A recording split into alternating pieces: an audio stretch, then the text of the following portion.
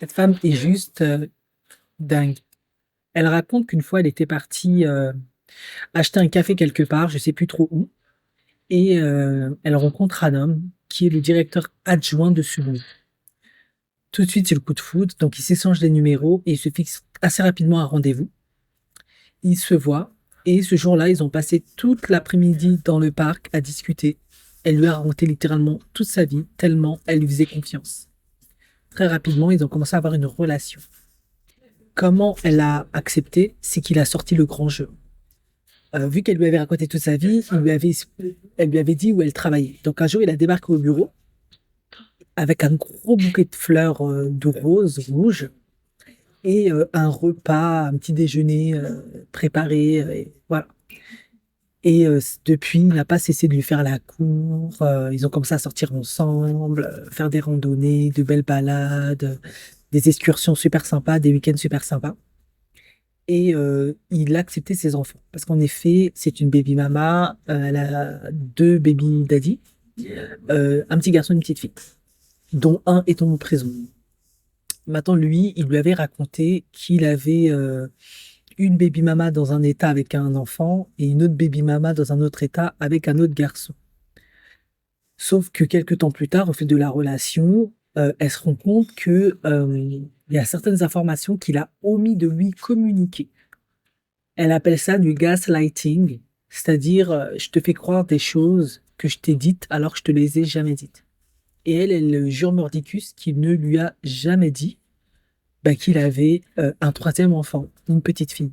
Et lui, il dit, ah ben si, moi je t'ai dit que j'avais trois baby mamas, dont une petite fille que j'ai eue avec la dernière baby mama. Ok. Bon, elle fait avec, et au fil du temps, elle se rend compte que c'est assez comme ça. Il lui dit parfois des trucs, et elle dit, mais tu m'as jamais dit, comme pour les réseaux sociaux.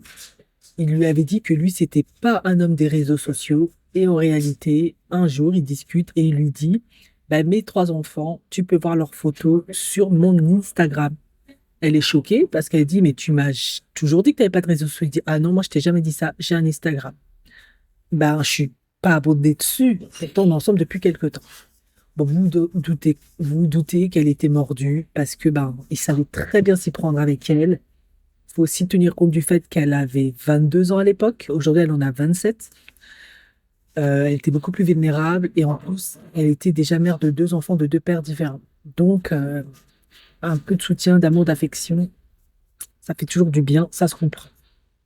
Sauf que bon, il se passe tout un tas de choses un peu bizarres, mais il prend quand même soin d'elle, il est quand même disponible, c'est un bon beau-père, il n'y a pas de problème avec ses enfants. Et un jour, elle reçoit un appel, en tout cas, la dernière baby mama, la mère de la fille de l'homme en question, la contacte parce qu'en fait, elle, elle est cocu en fait. Voilà, en fait, il faisait double vie et en réalité, c'était pas juste une baby mama, il était toujours marié avec cette femme. Elle le confronte bien sûr et il lui fait comprendre, ah mais en fait, on est en procédure de divorce et c'est pour ça, comme elle n'allait pas bien, elle était en dépression, voilà, ça n'allait pas très bien entre nous, nous sommes en procédure de divorce, donc moi, je suis partie vivre chez un de mes potes, le temps de lui laisser de l'espace et tout. Donc elle le croit, sauf que vu que sa femme maintenant est au courant, ça commence à être compliqué. Elle commence à avoir des embrouilles, et des phases difficiles. Et en fait, qu'est-ce que sa femme en fait lui apprend à cette TikTokeuse? C'est qu'en réalité, quand lui il demande à la TikTokeuse de garder sa petite fille, parce qu'elle vit chez lui, etc., parfois elle s'occupe de ses enfants. En réalité, c'est parce que pendant le temps où lui, il n'est pas là, il va en fait en conseil matrimonial avec son ex-femme pour résoudre leurs problèmes de couple. Voilà. Donc elle réalise en fait que elle fait la nanny pour lui pendant que lui va à l'église faire un conseil matrimonial avec sa femme pour sauver leur mariage. Donc là, vous doutez bien que franchement, c'était du n'importe quoi.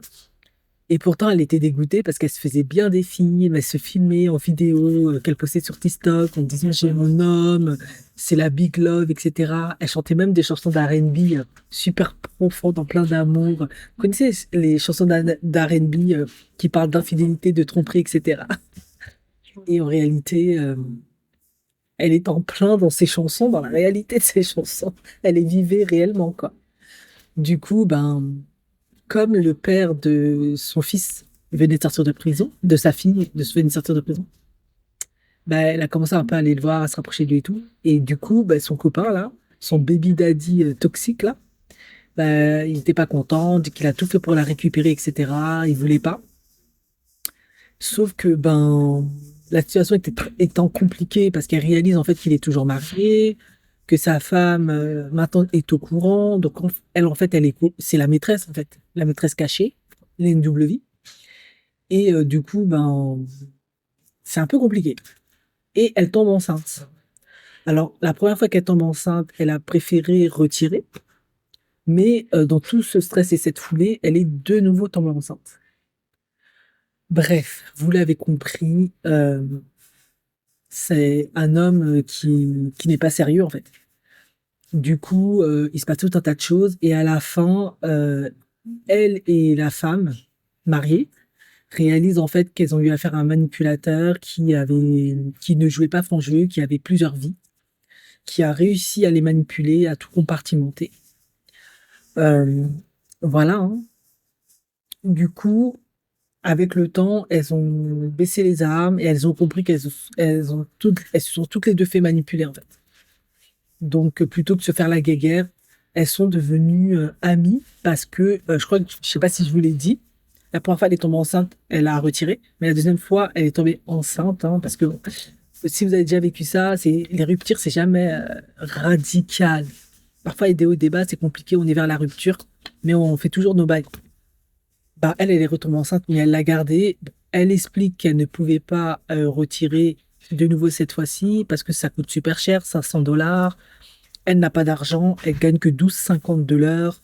Elle a déjà deux enfants à charge. Lui, ben, vous doutez bien, avec le divorce, tous ses baby mamas, bah, de toute façon, il voulait pas du tout qu'elle s'en débarrasse. Il voulait qu'elle garde. Et il a même pu aller vers le juge pour faire valoir ce droit. Enfin bref. Quoi qu'il en soit, la femme a divorcé de cet homme parce qu'il n'est pas sérieux. Et elle, bah, s'est séparée de lui, hein. Mais elles sont devenues amies. Ça, c'est le bon côté des choses. Donc, elle, parfois, elle garde les enfants bah, de l'ex-femme. Et elle, parfois, elle garde la petite fille aussi. Et vice-versa. Elles sont devenues des super amies parce qu'elles se sont rendues compte elles se sont fait trahir toutes les deux. Donc, on peut dire que, d'une certaine manière, dans tout ce désastre, elle a trouvé une amie, une nouvelle famille et une sororité, on va dire. Ouais, honnêtement, moi, je vais dire ce que je pense. Après, c'est pas une vérité absolue, mais c'est vrai qu'un homme qui a déjà deux baby mamas de deux enfants différents dans un ou deux états, je sais que ça veut rien dire parce que bon, dans la vie, on peut refaire sa vie plusieurs fois, mais c'est quand même des red flags. Ça veut quand même dire d'une certaine manière que c'est un homme qui a une faible capacité en l'état à garder une relation stable et ça peut venir de plusieurs paramètres. Et souvent, la paramètre la plus cruciale qui est en jeu, c'est les valeurs. Voilà, c'est-à-dire que, ok, il aime bien les femmes, il n'y a pas de problème d'avoir des enfants, mais très certainement, la valeur de la famille traditionnelle, c'est pas ce qui l'intéresse. Lui, il ne se voit pas dans une famille traditionnelle, voilà, stabilité, valeurs traditionnelles, la femme, les enfants, on s'investit, on fait tout pour que ça fonctionne, c'est pas son truc. Sinon, bah, dès le départ avec la première, il aurait tout fait pour que ça fonctionne, il se serait investi, et si ça serait séparé, il n'aurait pas relancé une seconde famille sans se marier et faire des enfants, en fait. C'est pas comme ça que ça marche. Ça, c'est des red flags. Mais visiblement, comme elle aussi, elle était exactement, ça a été un effet miroir, en fait. Elle aussi, elle est exactement dans la même dynamique parce qu'elle a déjà deux enfants de deux pères différents. Ben voilà. Les deux inconscients se sont rencontrés, ça a fait effet miroir, et elle s'est retrouvée face à elle-même. Sauf que pour le coup, ben, C'était encore pire que tout parce que de nouveau maintenant, au même titre que lui, elle se retrouve. Non, lui, ça fait quatre baby mama avec quatre enfants différents. Et elle, ça en fait trois. Donc c'est un effet miroir. Et finalement, elle aussi a ce même problème. Elle a du mal à se mettre dans des relations euh, stables, durables, ancrées dans les valeurs traditionnelles, de durabilité, de résilience, etc. Voilà. Elle est super jolie, il n'y a pas de souci, il y a de la volonté d'aimer, c'est quelqu'un de bienveillant, elle s'occupait bien des enfants de son copain, alors faisait même des fêtes quand ils avaient des bonnes notes, etc. Sauf que le concept familial traditionnel, avec les valeurs que porte ce concept-là, c'est pas leur truc. Et ça peut aussi expliquer pourquoi ça tient pas, en fait.